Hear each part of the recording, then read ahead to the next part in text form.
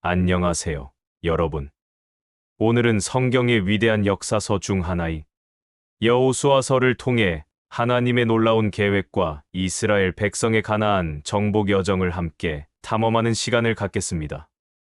모세의 뒤를 이어 이스라엘의 새로운 지도자가 된 여호수아.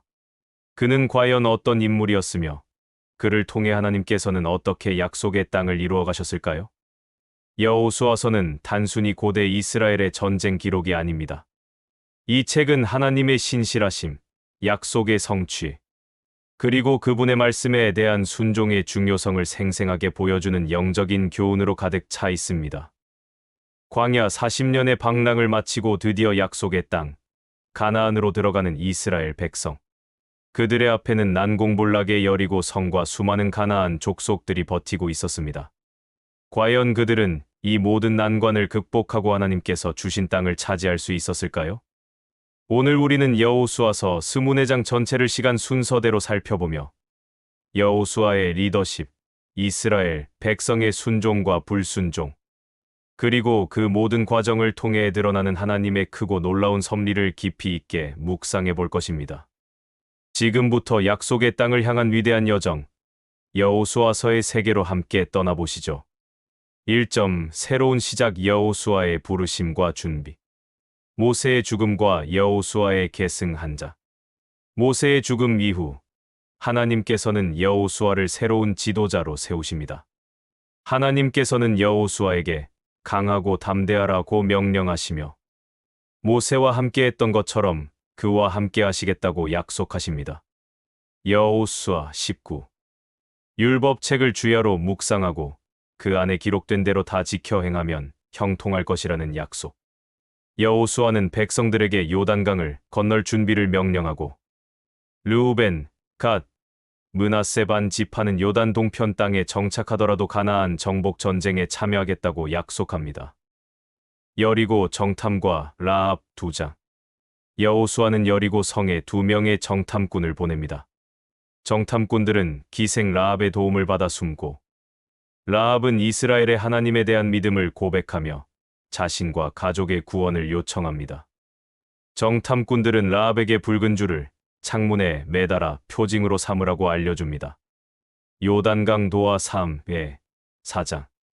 이스라엘 백성은 언약궤를 맨 제사장들을 앞세워 요단강을 건넙니다. 요단강 물이 멈춰서고 백성들은 마른 땅을 밟고 건넙니다. 이는 출애굽 당시 홍해를 가르신 하나님의 기적을 상기시킵니다. 길갈에 12돌을 세워 하나님의 기적을 기념하고 후대에 교육합니다. 길갈에서의 할례와 유월절 5장. 가나안 땅에 들어선 이스라엘 백성은 길갈에서 할례를 행하고 광야에서 지키지 못했던 유월절을 지킵니다.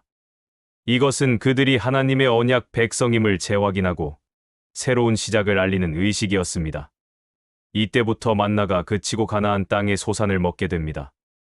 여호수아가 여호와의 군대 대장을 만나는 장면은 이 전쟁이 하나님의 전쟁임을 보여줍니다. 2점 가나안 정복 전쟁 하나님의 능력과 순종의 결과. 여리고 성 함락 6장. 하나님께서는 여리고 성을 함락시키는 독특한 전략을 지시하십니다. 이스라엘 백성은 6일 동안 매일 한 바퀴씩 성을 돌고 7일째에는 7바퀴를 돈 후 제사장들의 나팔 소리와 함께 큰 함성을 지릅니다. 견고했던 여리고 성벽이 무너지고 라합의 가족을 제외한 모든 주민이 멸망합니다. 이 사건은 인간의 힘이 아닌 하나님의 방법과 순종이 승리의 열쇠임을 보여줍니다. 아이 성 패배와 아간의 범죄 7회 8장. 여리고 성 함락 후 이스라엘은 작은 성읍 아이를 공격하지만 패배합니다. 여호수아의 탄식에 하나님께서는 이스라엘 가운데 헤렘 받쳐진 것, 진멸할 것을 범한 자가 있다고 알려주십니다.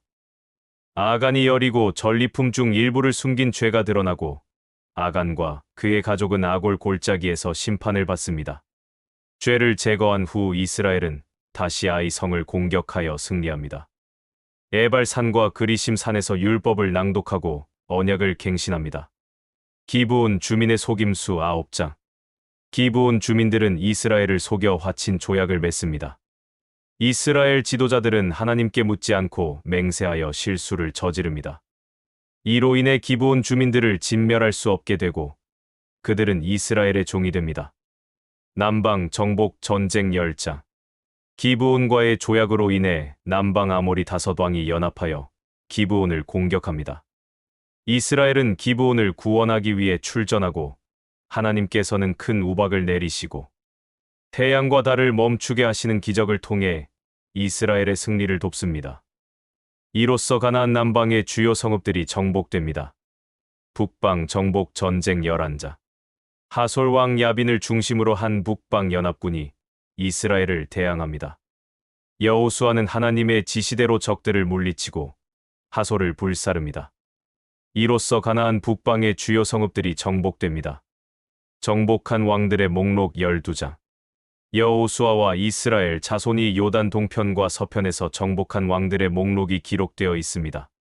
이것은 하나님의 약속 성취를 증명하는 역사적 기록입니다. 3점. 땅 분배와 안식. 남은 땅의 분배 명령 13장.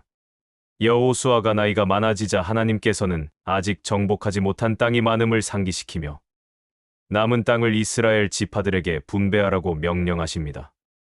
요단 동편 땅은 이미 르우벤, 갓, 므낫세 반 지파에게 분배되었음을 확인합니다.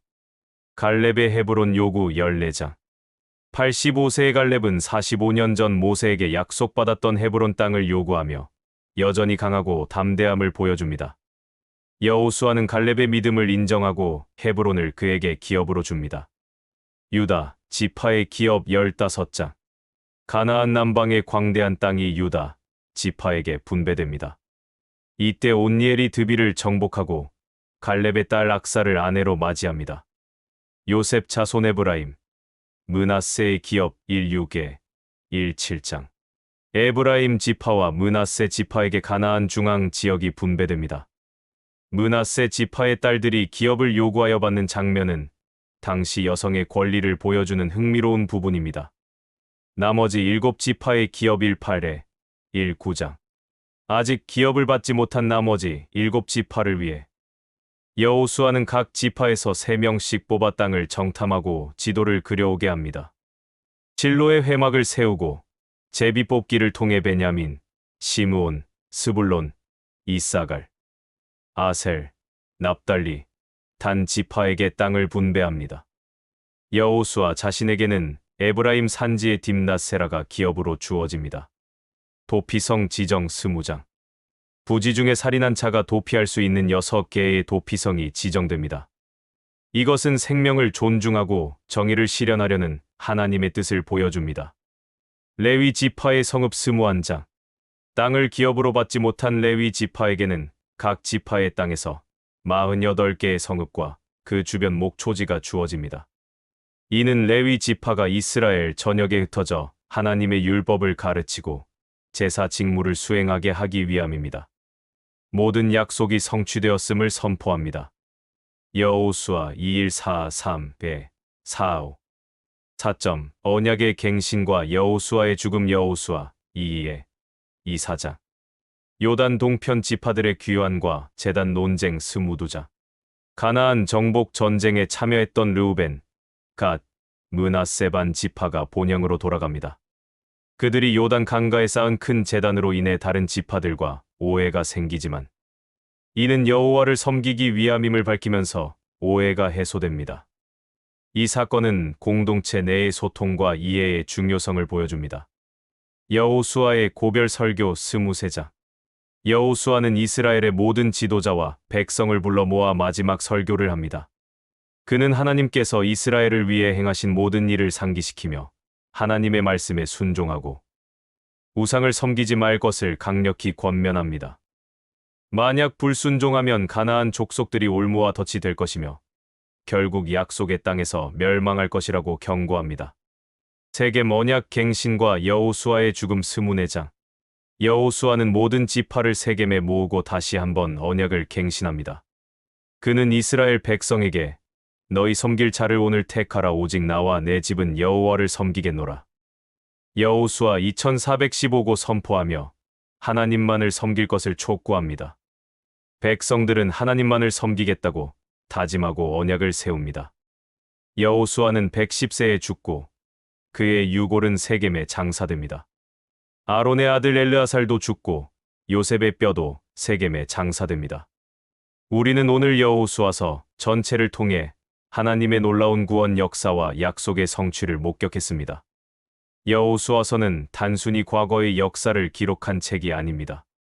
이 책은 오늘날 우리에게도 변함없이 유효한 영적인 교훈을 전달합니다. 첫째, 하나님의 신실하심입니다. 하나님께서는 아브라함에게 약속하셨던 가나안 땅을 수백 년이 지난 후에도 잊지 않으시고 여호수아를 통해 그 약속을 온전히 성취하셨습니다. 이는 우리의 삶 속에서도 하나님의 약속은 반드시 이루어진다는 확신을 줍니다. 둘째, 순종의 중요성입니다. 여리고 성 함락과 아이 성 패배는 순종과 불순종이 가져오는 극명한 결과를 보여줍니다. 하나님의 말씀에 온전히 순종할 때 기적과 승리가 따랐지만 불순종할 때는 실패와 심판이 뒤따랐습니다. 우리의 삶에서도 하나님의 말씀에 대한 온전한 순종만이 진정한 형통과 복을 가져다 줍니다. 셋째, 영적 전쟁의 본질입니다. 가나안 정복 전쟁은 단순히 물리적인 전쟁이 아니라 하나님의 백성이 죄와 우상 숭배의 세력에 대항하여 싸우는 영적인 전쟁을 상징합니다. 오늘날 우리도 세상의 유혹과 죄악에 맞서 싸우며 오직 하나님만을 섬기는 삶을 살아야 함을 여호수아서는 강조합니다. 마지막으로 리더십의 본보기입니다. 여호수아는 모세의 그림자에 가려지지 않고 하나님을 전적으로 신뢰하며 백성을 이끌었던 위대한 지도자였습니다. 그는 백성들에게 끊임없이 하나님의 말씀을 상기시키고 언약을 갱신하게 함으로써 이스라엘이 하나님과의 관계를 굳건히 하도록 도왔습니다. 여호수아서의 마지막 메시지처럼 우리 각자는 누구를 섬길 것인가를 선택해야 합니다. 세상의 유혹과 우상 숭배의 그림자 속에서 오직 나와 내 집은 여호와를 섬기겠노라는 여호수아의 고백이 우리의 고백이 되기를 소망합니다. 하나님의 약속을 믿고 그분의 말씀에 순종하며 영적인 싸움에서 승리하는 여러분의 삶이 되기를 축복합니다. 오늘 여호수아서 해설이 여러분의 신앙생활에 작은 도움이 되었기를 바라며 다음 시간에도 더욱 유익한 성경 이야기로 찾아뵙겠습니다. 감사합니다.